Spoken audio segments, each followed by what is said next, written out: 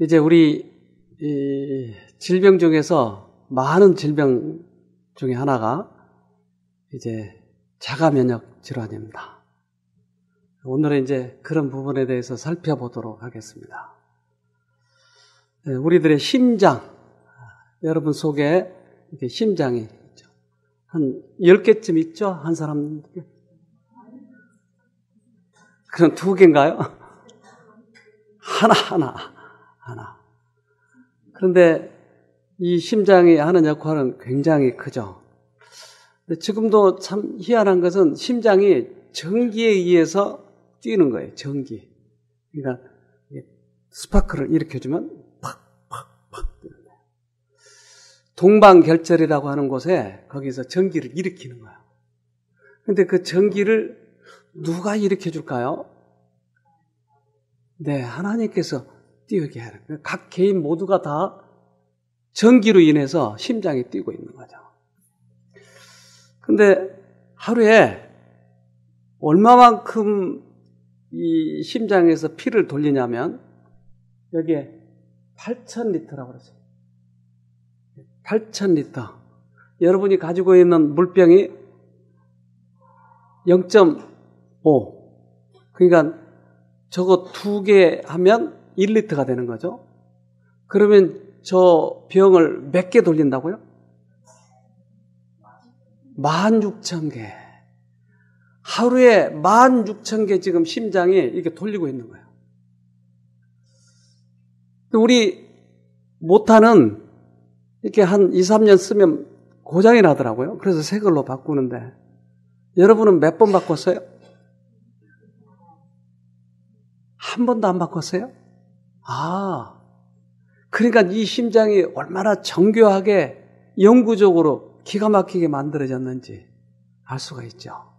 그러니까 이 피를 계속 몸으로 보내는 거예요. 근데 이 피는 어디서 생산이 될까요? 뼈 속에서. 그래서 우리들의 뼈 속에는 이 피를 만드는 그런 골수가 있더라 하는 거죠. 그래서 이 골수 속에서 계속 피를 만들어내는데 한번 읽어보십시다. 한편 뼈 속의 부드러운 조직의 골수는 뼈와는 아주 다른 기능을 지니고 있다. 골수 속에는 갖가지 혈액세포, 적혈구나 백혈구 등을 만들어내는 조혈세포, 그리고 뼈와 연골, 지방을 만드는 간엽계 줄기세포가 존재한다. 네. 그러니까 피를 만들어내는 데는 뼈, 근데 특별히 굵은 뼈에서 만들어내요. 이 넓적다리 같은 데서 거기서 피를 만들어가지고 생산해서 이제 이 심장으로 보내서 피를 보내겠죠. 온 몸으로. 근데 피가 하는 일이 뭐죠?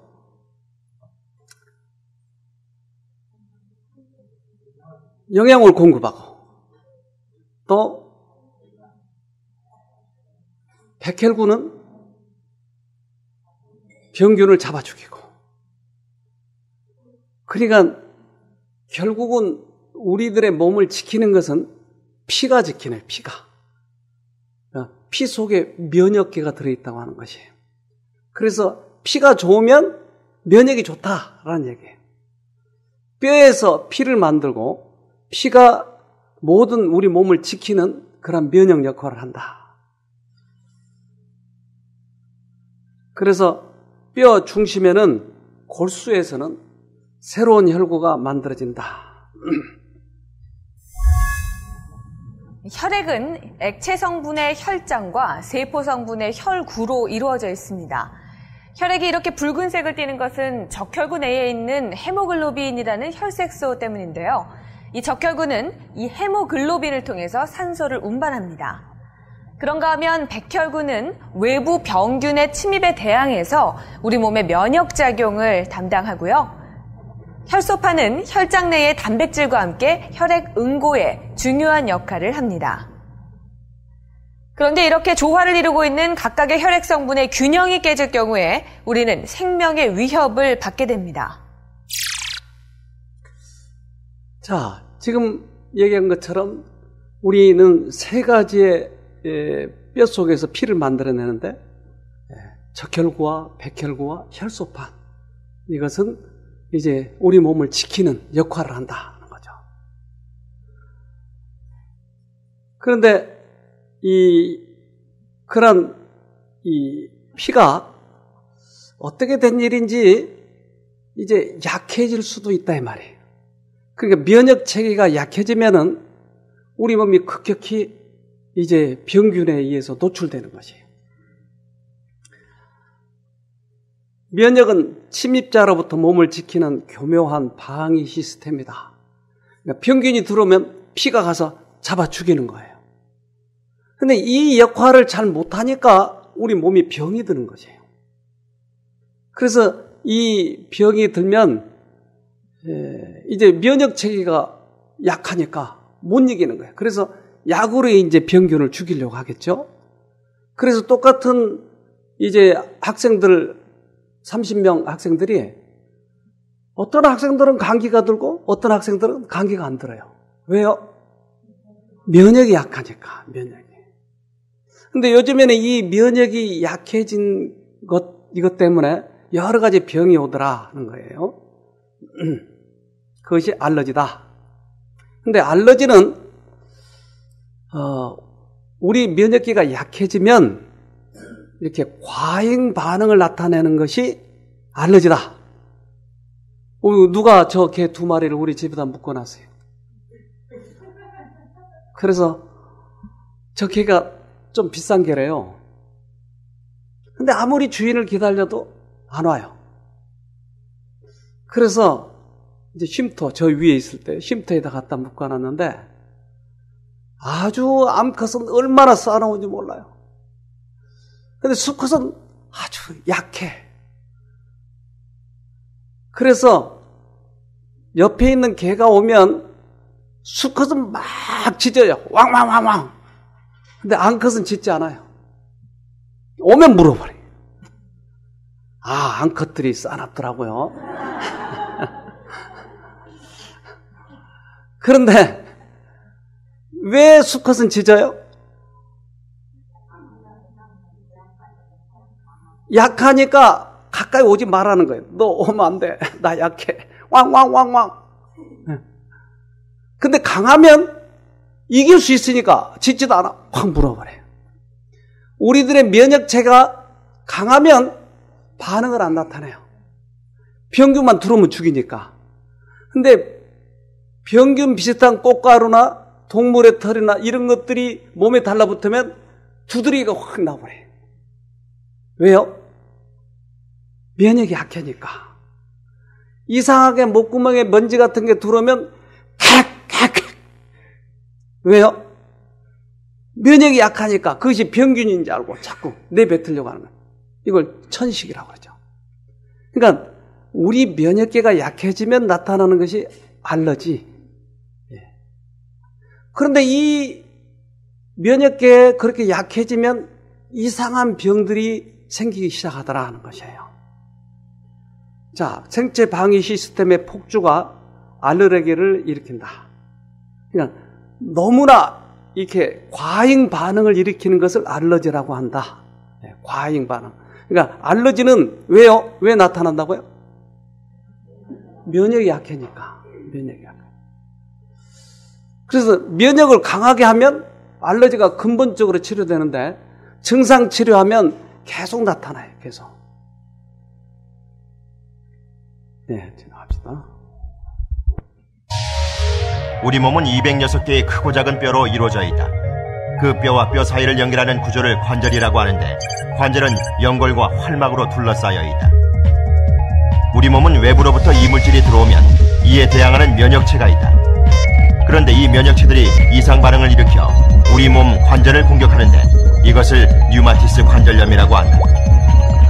관절을 공격한 면역체는 활막에 염증을 일으키고 염증은 연골뿐 아니라 뼈 조직까지 파괴한다. 이렇게 생긴 염증으로 인해 관절이 붓고 열이 나는 증상이 생기는 것이다.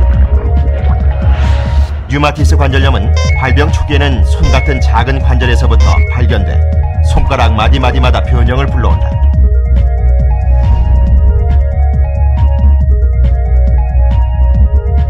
하지만 점차 진행될수록 우리 몸 206개의 뼈, 68개의 관절 모두에서 다발적으로 일어난다.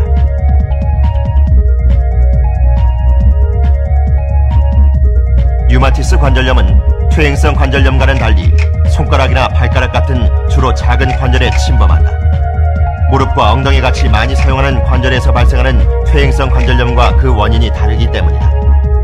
증상이 좌우 양쪽, 대칭적으로 발생하는 것도 퇴행성 관절염과는 다른 점이다.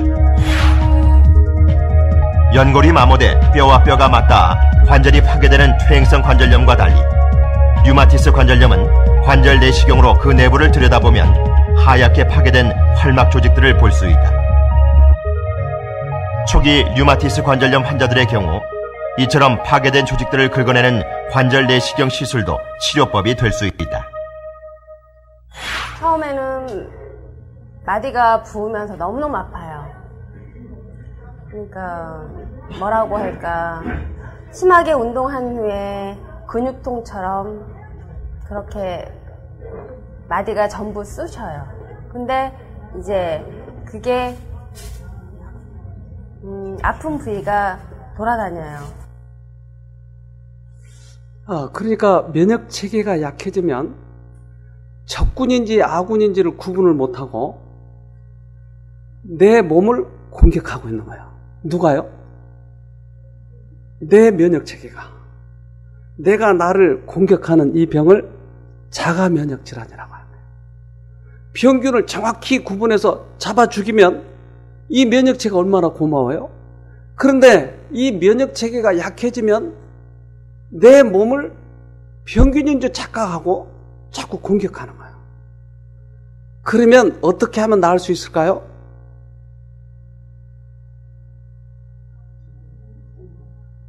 구분하면 완치가 되겠죠.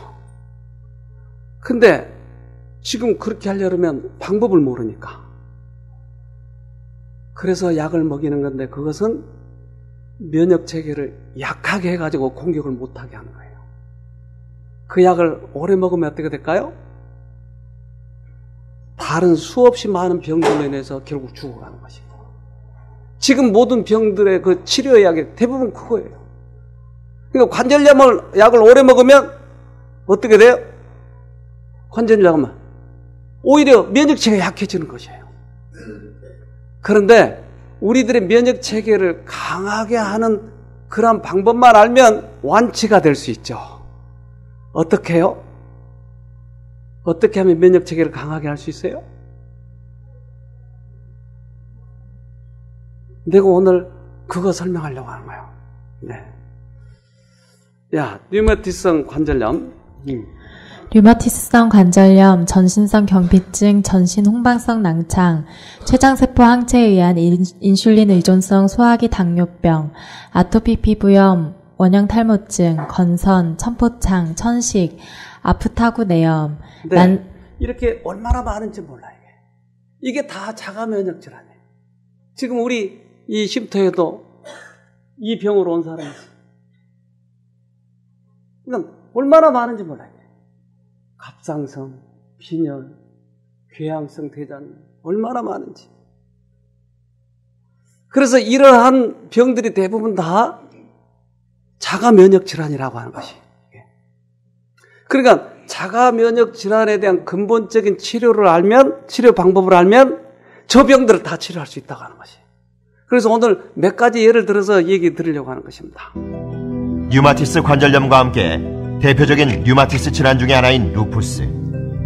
라틴어로 늑대라는 뜻의 이 병명은 늑대에게 물린 모양처럼 피부가 붉게 된다는 뜻에서 붙여졌다. 외부로부터의 이물질이 우리 몸에 들어오면 이것을 항원으로 인식해 혈액 속에서 여러 가지 항체가 만들어지는데 이것이 정상적인 면역계다. 그런데 이런 면역계에 이상이 생겨 자신의 인체 조직을 항원으로 인식, 자신의 몸을 공격하는 것이 자가면역 질환이다.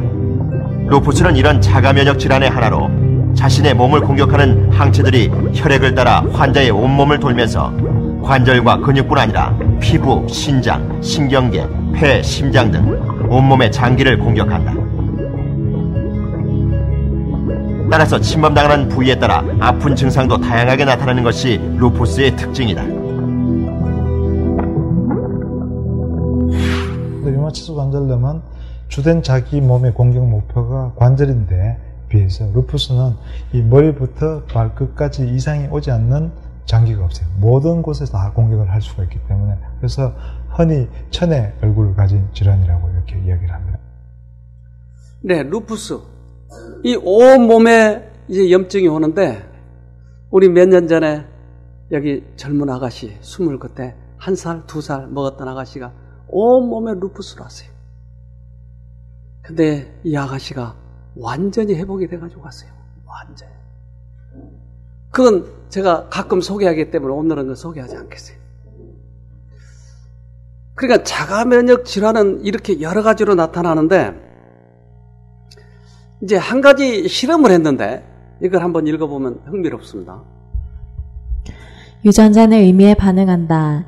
정말 신비하고 희한한 생명 현상인데 과학자들이 쥐에게 이런 실험을 해보았다. T임파구를 죽이는 사이클로스포린이라는 약을 주사한 후에 달콤한 설탕물을 한 방울 먹인다. 쥐는 T임파구가 무엇인지 사이클로스포린이 무엇인지 전혀 모르지만 쥐의 T임파구는 무의식 중에 죽는다. 의식적으로 쥐가 느낄 수 있는 것은 따끔한 아픔과 그저 달콤한 물을 먹었다는 것이다. 그렇게 사이클로스포린을 주사하고 즉시 설탕물을 먹이기를 계속 반복한다. 일주일 정도 지나면 쥐의 T임파구가 90% 정도 죽어있다. 이 T임파구를 죽이는 사이클로스포린이라고 하는 약을 먹이면 T임파구가 죽는 거예요. 면역체가 죽는다고요. 근데 그것과 동시에 설탕물을 같이 먹인다 이 말이에요. 그러면 나중에는 설탕물만 먹여도 T임파구 죽어버려요. 참 희한하죠? 좀 더 읽어봅시다. 쥐는 자기 몸 안에 T임파구가 있는지 없는지 죽었는지 살았는지 무슨 일이 일어났는지 전혀 모르지만 T임파구는 분명히 죽어버리는 것이다.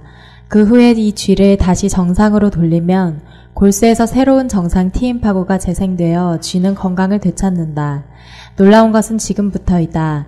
건강한 T임파구, 완전히 새로운 T임파구를 갖고 있는 쥐에게 설탕물만 한 방울씩 먹이면 놀랍게도 T임파구가 죽는다.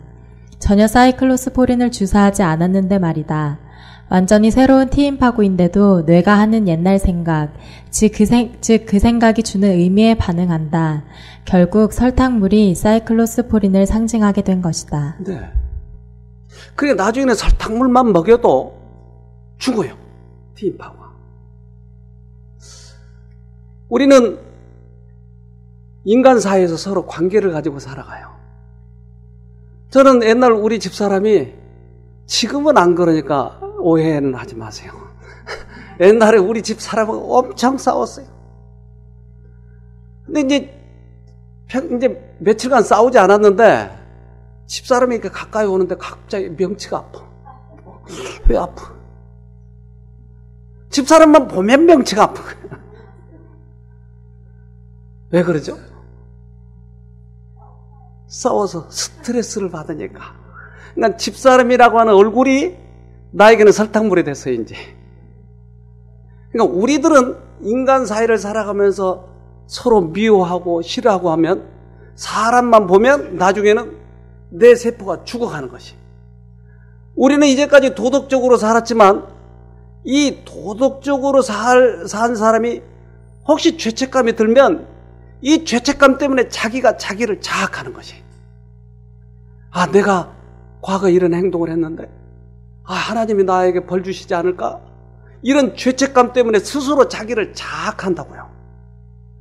이것이 우리 몸의 자기 면역체를 자기가 약하게 만드는 원인이다라고 하는 것이에요. 한 사람이 오셨는데 이분은 베체트병이에요. 위에 염증이 생긴 거예요. 근데 이것은 약으로 나을 수 없어요. 그건 자가 면역 질환이니까. 그런데 이분이 어느 날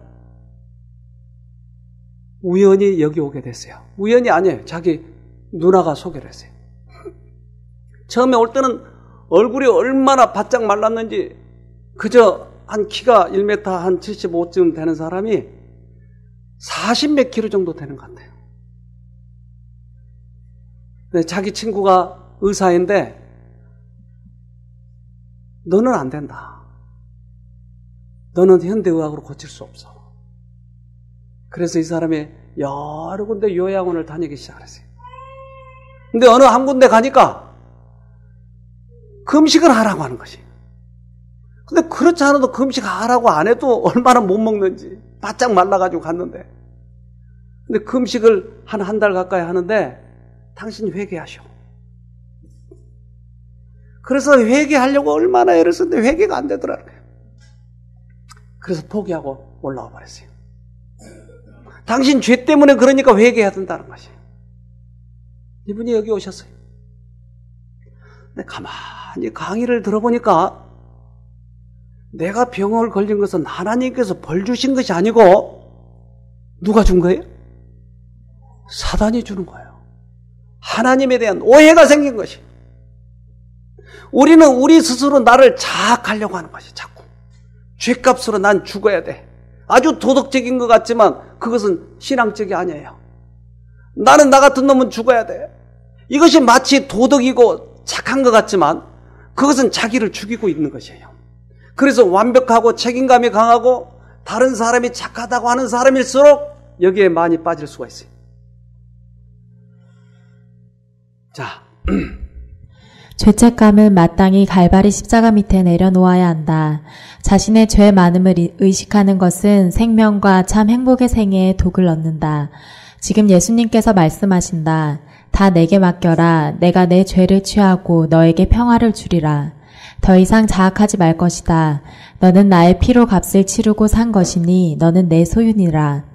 내 연약한 의지를 내가 강하게 하고 양심의 가책을 내가 제거하리라. 이 세상에 있는 모든 죄값을 예수님이 지고 돌아가셨어요. 그런데 우리는 어떤 죄에 대해서 내가 책임지려고 하는 것이에요. 예수님은 다 용서하셨는데도. 그러니까 설의로운 사람, 자기 간에 선하다고 생각한 사람, 이런 사람은 자기 죄값을 자꾸 자기가 지려고 해. 자학하려고 해, 자기를. 이것이 문제예요. 네. 사단이 하나님의 품성을 오전하였으므로 하나님의 백성의 이해력은 흐려지게 되었다. 우리들의 선하시고 은혜스러운 주님께서 마치 사단의 속성들을 지니신 분처럼 백성들 앞에 증거되었으며 진리를 탐구해오던 남녀들은 오랫동안 거짓된 빛 가운데서 하나님을 생각하여 왔으므로 저들의 시야에서 주님의 영광을 가리운 구름을 쫓아버리기 힘들게 되었다. 사단이 우리에게 병을 줬는데도 하나님이 마치 벌로 주신 것처럼 오해시켜놨기 때문에 하나님에 대해서 무서워하는 것이, 자기 스스로를 자학하려고 하는 것이, 신앙을 하면 할수록 괴로운 것이, 이것이 지금 문제이다. 이분이 이것을 깨닫기 시작했어요. 3일째 되는 날 이분이 뛰어나오더라고요. 그러면 이 병은 내 죄 때문에 생긴 것이 아닙니까? 예수님은 그 죄값으로 돌아가셨습니다. 그랬더니 이분이 너무너무 좋아하는 거예요. 신앙도 오래 하지 않은 사람이 이제 거기 가서 배운 사람인데 아예 처음부터 이 사람은 잘못 배운 거예요. 그러더니 이분이 많이 눈물을 흘렸어요. 어떻게 됐을까요? 회복됐어요. 그 친구가 불치라고 하는 그 병이 회복되었어요. 잠언 15장 30절에 마음의 기쁨은 눈을 통해 빛나고 좋은 소식은 뼈를 건강하게 만들어준다. 어떻게 하면 뼈를 건강하게 한다고요?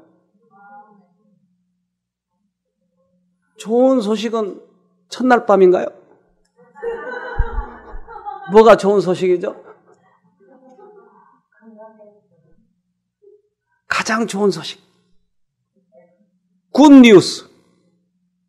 복음. 예수님이 우리 죄 때문에 돌아가셨다고 하는 것이 가장 좋은 소식. 이것을 받아들이니까 뼈가 건강해져 버린 거예요, 이분이. 그 며칠 사이에 나와버렸어요. 그 며칠 사이에. 그래서 이분이 그 속초에 가서 그 자원봉사 한참 하고 여기도 몇 번 왔다 갔어요. 얼마나 건강해졌나요? 튼튼해져가지고. 자기를 자학한 것은 자기 면역체계를 약하게 하는 것이에요. 근데 자기의 죄값에서 자기의 죄값을 지신 예수님을 믿으면 거기에서 죄로부터 해방이 되는 것이에요. 이게 뼈를 건강하게 만든다라고 하는 것이에요. 우리는 십자가를 보아야 돼요. 갈라디아서 3장 13절에 그리스도께서 우리를 위하여 저주를 받은 바 되사 율법의 저주에서 우리를 속량하셨으니 기록된 바 나무에 달린 자마다 저주 아래 있는 자라 하였음이라. 모든 교회마다 십자가가 있어요. 그것은 우리가 받아야 할 저주를 예수가 다 받아버렸다고 하는 것이에요. 이것을 믿으면 내가 그 죄에서 자유함을 얻기 때문에 이 죄책감에서 해방이 되고 나의 피가 새롭게 생성이 되더라 이 말이. 뼛속에서 새로운 피가 온전하게 생성이 돼서 나온다고 하는 것이 뼈를 건강하게 준다. 이사야 53장 5절에 그가 찔림은 우리의 허물을 인함이요 그가 상함은 우리의 죄악을 인함이라. 그가 징계를 받음으로 우리가 평화를 누리고 그가 채찍에 맞음으로 우리가 나음을 입었도다. 우리들이 지은 죄값 때문에 예수님이 죽으셨는데 우리의 허물 때문에 죽으셨다. 우리가 받아야 할 그런 징계를 예수가 받아버렸다. 그러니까 우리가 받아야 될 게 있어요? 없어요. 어설프게 착하다고 생각한 사람들이, 많은 사람들이 자기를 자학하는 것이에요. 자, 6절에 우리는 다 양 같아서 그릇 행하며 각기 제 길로 갔거늘 여호와께서는 우리 무리의 죄악을 그에게 담당시키셨도다. 그래서 하늘의 하나님이 사람을 만들고 또 만들고 얼마든지 만들 수 있고 우주를 만들 수 있는 그분이 우리들의 죄값으로 돌아가셨기 때문에 우리가 지은 모든 죄값을 그분은 치를 수 있다고 하는 것이에요. 얼마든지 만들 수 있는 그분이니까. 여러분 이것을 믿으세요? 오늘 여러분이 믿으면 여러분의 그 자가 면역 질환에서 해방될 수 있어요. 백혈병이란 혈액 줄기세포에 발생하는 암이다. 뼛속 골수에 있는 혈액 줄기세포에서는 백혈구, 적혈구, 혈소판 등 각종 혈액세포를 만들어낸다. 그런데 이 혈액 줄기세포에 암적인 변이가 발생하면 비정상적인 백혈구를 과도하게 만들어내고 정상적인 혈액세포들은 생성이 억제된다. 이로 인해 심각한 면역기능 저하와 출혈 등이 일어나는데 이것이 급성골수성 백혈병이다. 반면 만성골수성 백혈병은 혈액 줄기세포 내에 있는 염색체에 이상이 생겨 발생한다. 9번과 22번 염색체의 일부가 절단된 후 두 조각이 서로 위치를 바꿔 결합하게 되면 필라델피아 염색체가 된다. 이 과정에서 합성된 특정 단백질은 골수에 신호를 보내 비정상적인 백혈구를 계속해서 만들어내게 한다. 증상은 급성골수성 백혈병과 크게 다르지 않으나 진행이 더디고 표적 항암제 치료가 가능하다.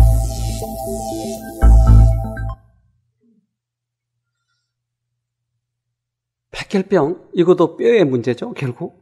그러니까 뼈에 암이 생긴 것이에요. 변형이 생긴 것이에요. 근데 여기에 한 총각이 31~32살 먹은 총각이 급성 골수성 백혈병으로 여기 왔어요. 다 죽어가지고 왔어요. 엄마하고 같이 들어왔어요. 근데 의사가 하는 말이 이 병은 안 됩니다. 죽을 것입니다. 그러니까 여기를 데리고 온 거예요. 그런데 이 총각의 모든 게 짜증이고 가서 기도해 주려고 해도 거절하는 거예요. 어차피 죽을 사람이니까. 고개도 쳐들지 않아요. 모자 푹 눌러 쓰고 걸을 수가 없는 거예요. 근데 그가 강의를 듣기 시작하고 엄마가 강의를 듣기 시작하고 그러더니 이 사람들이 생각이 달라지기 시작한 거예요.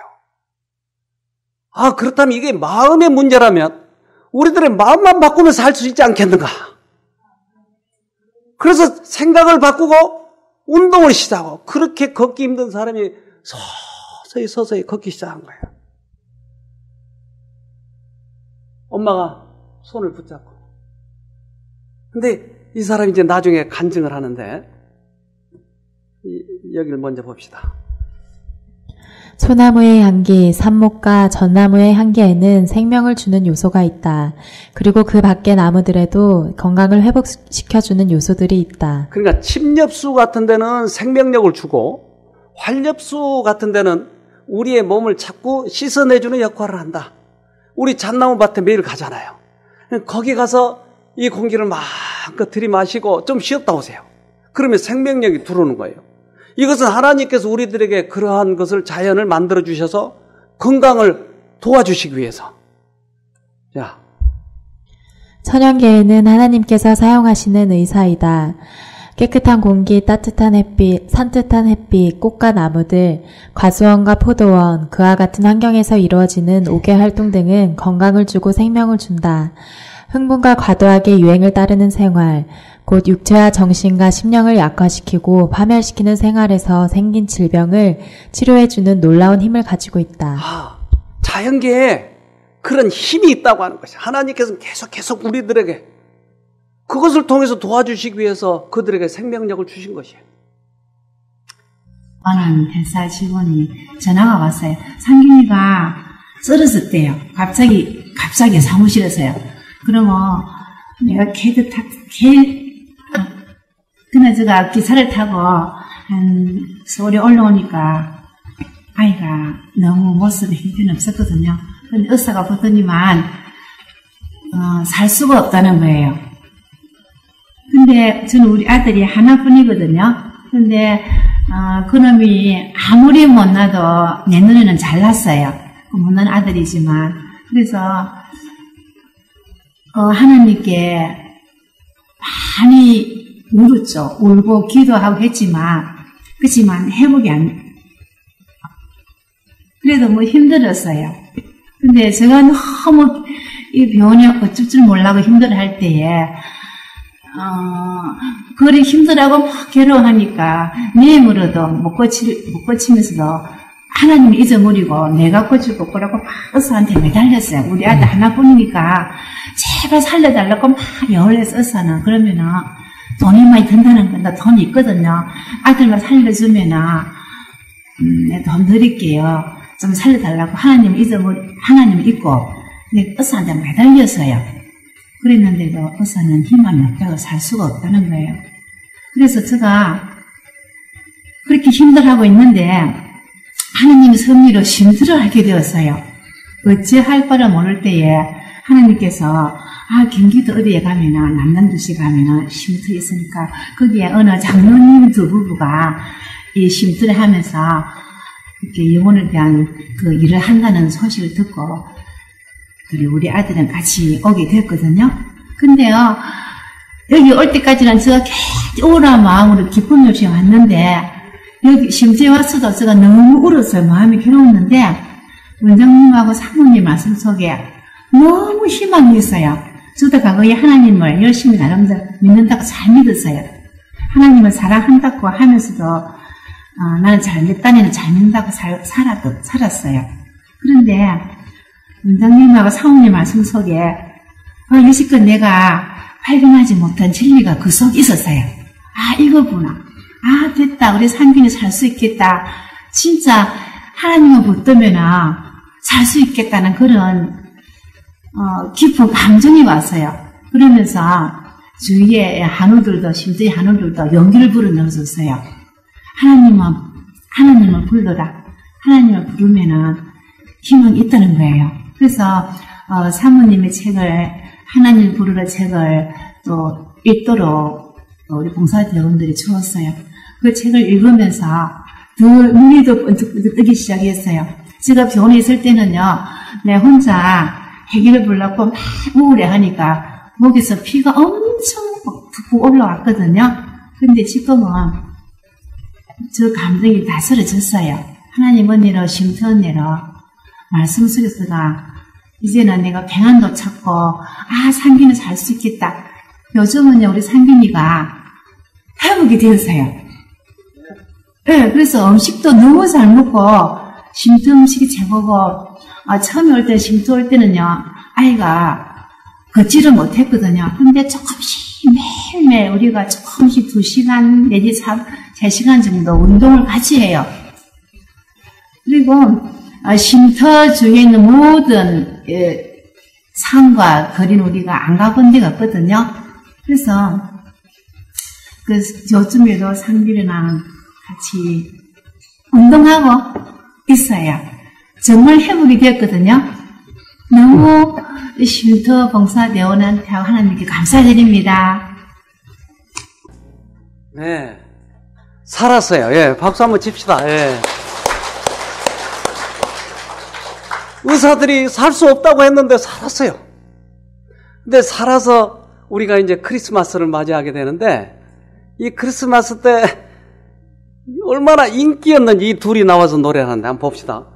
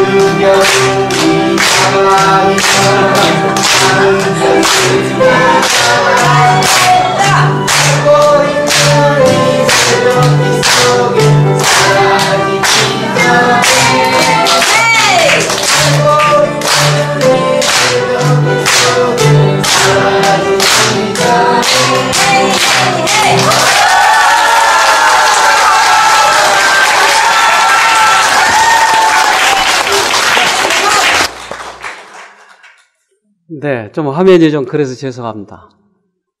그가 살았어요. 죽을 수밖에 없는 사람이 어떻게 살아요? 이 사람은 외아들이었어요. 그 엄마가 얼마나 기뻐하는지. 요즘에도 엊그저께도 전화 왔어요. 여기 쉼터 프로그램 하죠? 우린 쉼터에서 얼마나 은혜를 많이 받았는지. 우리 아들이 살았어요. 너무너무 감사하는 거지. 여러분도 하면 되는 것입니다. 살 수가 있어요. 우리 이 생명 하나밖에 없는데 아무렇게나 맡겨버리지 말고 우리를 만드신 아버지 그분에게 맡기자고요. 그럼 이렇게 살 수 있잖아요. 자, 잠언 17장 22절에 즐거운 마음은 병을 낫게 하지만 근심하는 마음은 뼈를 마르게 한다. 왜 뼈가 말라 비틀어져 버렸다고요? 근심하기 때문에. 수천 년 전에 사람을 만들고 그 사람을 만드신 하나님께서 너희들이 만약에 병이 들면 어떻게 치료하라라고 사용 설명서를 써주셨는데 거기에 보면 근심하면 뼈를 말라. 그러니까 마음을 바꿔 기쁘게 해. 그러면 그것이 최고의 이야기야. 써놓으셨잖아요. 그러니까 기쁘게 하자고요. 예수님의 십자가, 그것은 우리를 얼마나 사랑하셨는지를 보여주시는 것이. 모든 죄값으로 돌아가셨다고 하는 것이. 우리가 져야 할 죄값은 없어요. 예수님이 다 지셨으니까. 설 똑똑해가지고 설 선해가지고 내가 그 죄값을 지은 것이 마치 신앙을 잘한 것처럼 생각하는데 그것은 교만이에요. 교만. 진짜 겸손한 사람은 예수님이 내 죄값을 다 갚으셨다고 하는 것을 받아들이는 것이에요. 이게 겸손한 것이에요. 시편 103편 10절 우리의 죄를 따라 처치하지 아니하시며 우리의 죄악을 따라 갚지 아니하셨으니 이는 하늘이 땅에서 높은 같이 그를 경외하는 자에게 그 인자하심이 크심이로다. 우리의 죄에 따라서 갚지 않으신다고 그랬잖아요. 그분이 다 갚아버렸으니까. 자, 12절. 동이 서에서 먼 것 같이 우리 죄가를 우리에게서 멀리 옮기셨으며. 자꾸 죄가를 내가 지려고 하니까 우리가 생각하는 가장 먼 곳에 동과 서, 동에서 서까지 완전히 옮겨놔버렸다. 너희들이 짓지 마라. 지지 마라. 너희들 자학하지 마. 내가 다 졌으니까. 그래서 이것을 받아들이자고요. 우리가 지은 죄값을 예수님이 지셨다고 하는 것이에요. 13절. 아비가 자식을 불쌍히 여긴같이 여호와께서 자기를 경외하는 자를 불쌍히 여기시나니. 우리는 자식을 목숨만큼 사랑해요. 우리는 자식을 낳기만 해도 이렇게 사랑해요. 하물며 하나님은 우리를 만드셨다니까요. 그러니 얼마나 우리를 사랑하시겠어요. 그분이 죄값을 다 지신 것이. 여러분, 이것을 믿도록 합시다. 우리 한 부부가 있습니다. 참 선남 선녀죠? 네. 근데 이분들이 앓고 있는 병이 뭐였냐면 섬유 근육통. 한번 봅시다. 예, 한 대여섯 번 깨세요. 그동안 원인 모를 통증으로 마음고생이 심했다는 박보배 씨. 숨은 몇 가지나 꿔요. 2년 전에야 섬유 근육통 진단을 받았다. 날마다 꿔요. 섬유근통이라는 것은 만성 통증을 주증상으로 하는 질병입니다. 특히 그 근육통과 관절통이 돌아다니면서 아픈 특징을 가지고 있는데요. 이 병을 한마디로 요약하자면 꾀병으로 오해받는 나만의 외로운 통증이다, 이렇게 말씀드릴 수 있습니다. 즉 본인은 아프고 너무너무 괴로운데 병원에서 검사를 해보면 모두 정상이고 가족은 왜 그렇게 검사를 많이 받고 아파하는지 이해를 못 해줍니다. 그러나 본인은 너무너무 아파서 의료진의 도움을 필요하는데 그러나 적절한 치료법도 없고 또 완치가 어려운 그런 만성 질환이라고 할 수 있겠습니다. 네, 이 섬유근육통은 증상이 이 검사에도 잘 나타나지 않아요. 근데 본인은 너무나 아파하는 거예요. 이게 관절염, 류마티스하고 약간 비슷하기 때문에 류마티스인 줄 알고 해보면 아니고 이게 병이 자꾸 돌아다니는 거예요. 그래서 요즘에 섬유근통 때문에 고통을 겪은 사람이 많은데 아까 그 자매님이 그 병이었어요. 여러 병원을 거친 뒤에야 섬유근육통 진단을 받게 된 전재영 씨. 정확한 병명도 모른 채 홀로 통증을 견뎌야 했던 시간들은 마음의 병이 됐다. 공황장애가 오면 막 진짜 정신이 없듯이 막 붕 뜨는 듯이 막 그렇고요. 막 진짜 막 얼굴이 막 쪼개듯이 그러고 자중한 정말 어떤 행동을 하면 막 자살할 수 있을 정도 같이 그렇게 우울증하고 겹쳐서 막 생각이 깊어져서 그럴 때 막 그런 공황장애가 오더라고요.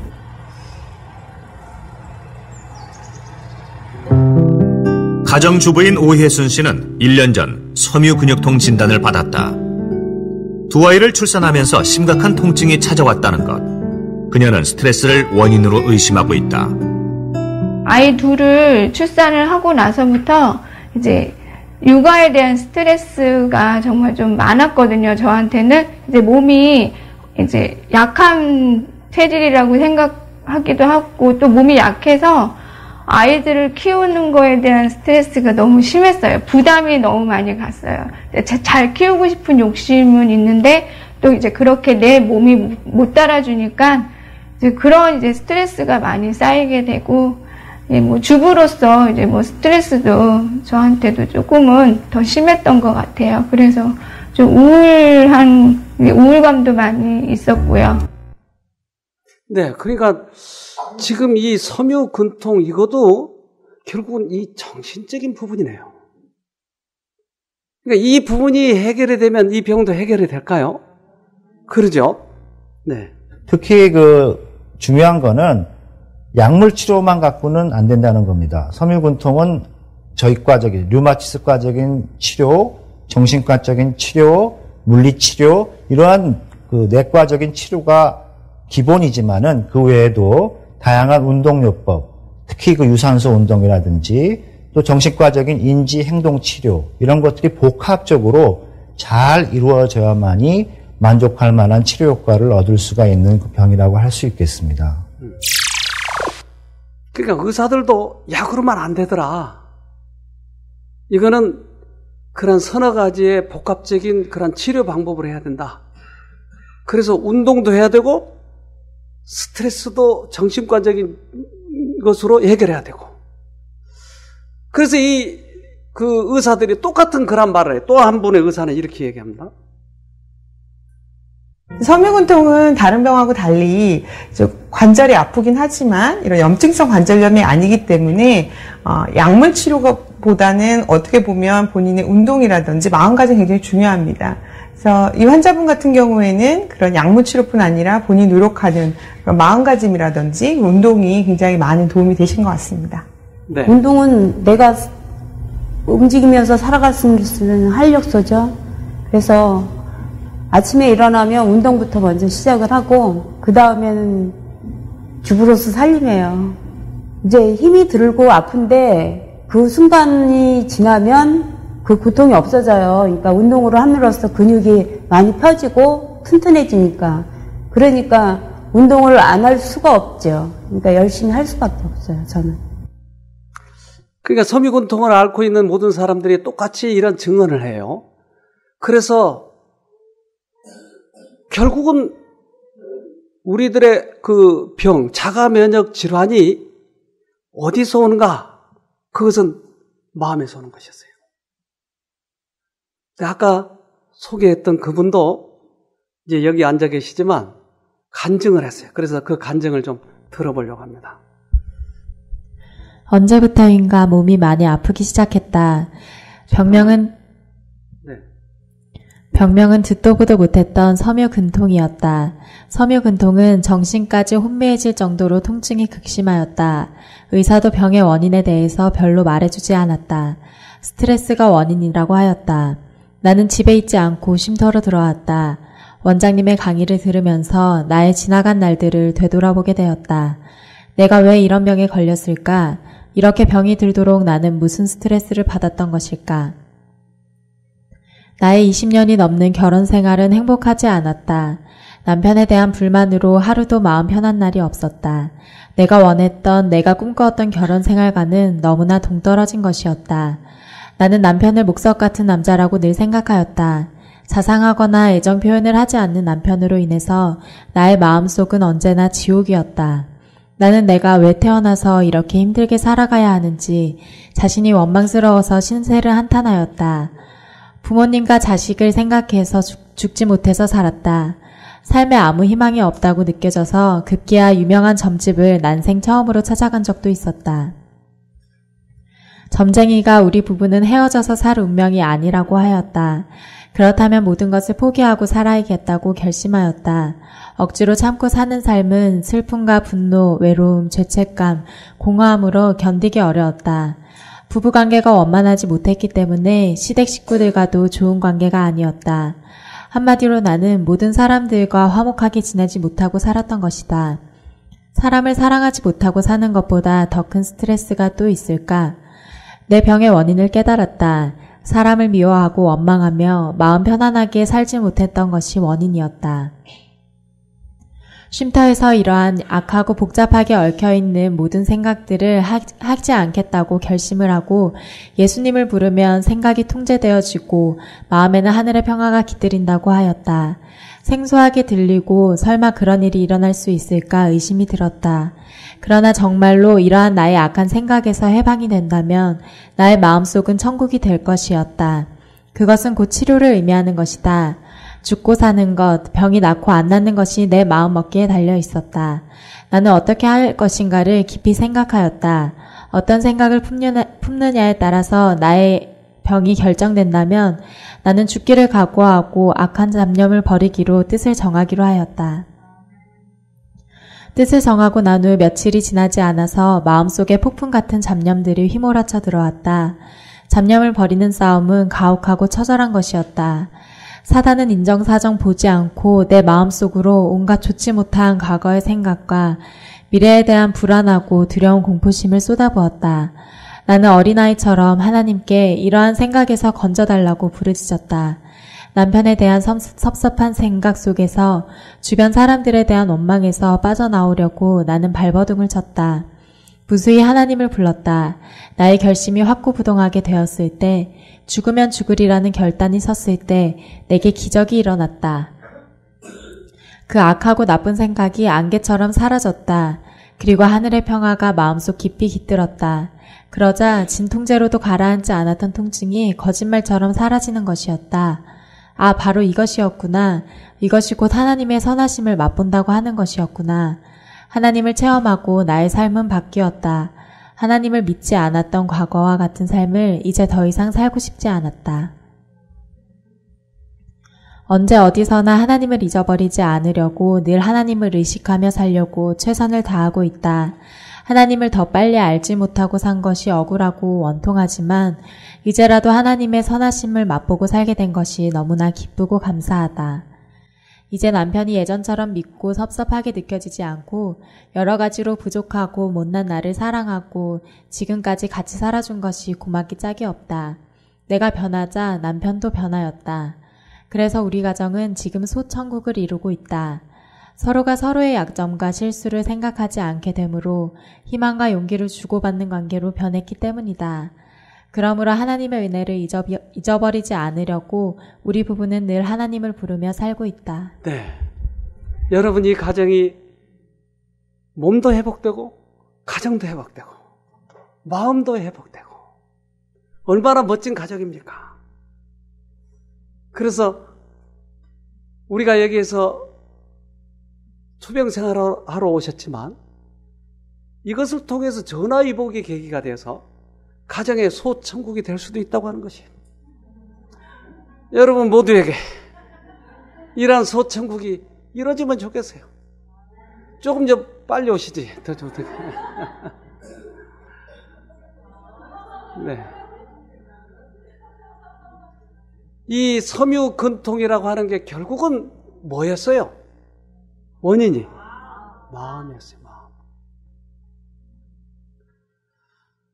자, 잠언 3장 6절에 너는 내 모든 길에서 그분을 인정하여라. 그러면 그분이 너의 길을 형통하게 만들어 주실 것이다. 스스로 지혜로운 채 하지 말고 여호와를 경외하고 악한 일은 피하여라. 그것이 내 몸을 치료하고 내 뼈들을 윤택하게 해줄 것이다. 뼈가 말라 비틀어 버려졌다고요. 근데 윤택하게 만들 수 있는 방법이 뭐예요? 잘난 체 하지 말고 나를 의지하지 말고 하나님을 의지하라.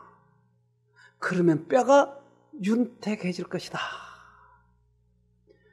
암도 우리들의 티임파고가 약하기 때문에 생긴 거예요. 자가 면역도 그런 거예요. 섬유근통도 그런 것이. 결국은 우리들의 마음을 바꾸면 되는데 우리들의 마음을 바꿀 수 있는 방법이 있나요? 그것은 최고의 과학이에요. 그것은 성경에 하나님께서만이 그걸 하실 수 있다고 하는 것이에요. 여기 여러분들이 지금 증인들이 지금 앉아있지 않습니까? 회복된 사람들이 여기 앉아있지 않습니까? 암에 걸린 사람이 회복됐고 복수가 이렇게 찼던 분이 복수가 쭉 빠져있고 오늘 아침에는 간경화, 간암 걸린 사람이 어떻게 해서 회복됐는지를 보여드렸잖아요. 이제 여러분 차례입니다. 여러분이 마음에 결심만 하면 이제는 모든 일을 다 버리고 내가 앞으로는 하나님 믿고 편안하게 기쁘게 살자고 결심만 하면 여러분의 병도 치료될 것이라고 하는 것입니다. 여러분 꼭 그러한 경험을 하기를 간절히 바랍니다. 하늘에 계신 아버지, 우리가 주님의 사랑과 능력이 필요하기에 여기에 엎드렸습니다. 그동안 우리의 생각대로 살아와 버린 결과를 지금 보고 있습니다. 또 우리들의 생각대로 살아가자면 또 이러한 결과를 또 맛보지 않겠습니까? 그래서 이제 생각을 바꾸려고 합니다. 주님이 말씀하시면 그 음성을 듣고자 합니다. 불쌍한 저희들을 구원해 주시고 우리의 마음을 새롭게 해주셔서 이제부터는 후회 없는 삶, 속절없는 그러한 삶이 되지 않도록 도와주시옵소서. 사랑의 아버지, 그동안 우리들의 기도를 들으시고 많은 사람들을 구원해 주셨지 않습니까? 불치의 병에서 해방시켜 주셨지 않습니까? 또 이렇게 우리들이 마음을 모아 우리의 형제들을 위해서 기도하고 있사오니 우리들의 기도를 들어주시고 당신이 지금도 살아계시고 능력이 있으시고 역사하시다고 하는 것을 이번에 꼭 경험하도록 도와주시옵소서. 오늘 이 밤에도 주님 품 안에서 편하게 주무실 수 있도록 영께서 도와주시옵소서. 그리하여 우리가 이곳에서 나가는 날에는 주님께 감사 찬송을 드리며 완치되었다고 하는 그러한 기쁨을 가지고 나갈 수 있도록 은혜를 베풀어 주시옵소서. 우리를 죄에서 구원하신 예수님 이름으로 간절히 기도합니다. 아멘.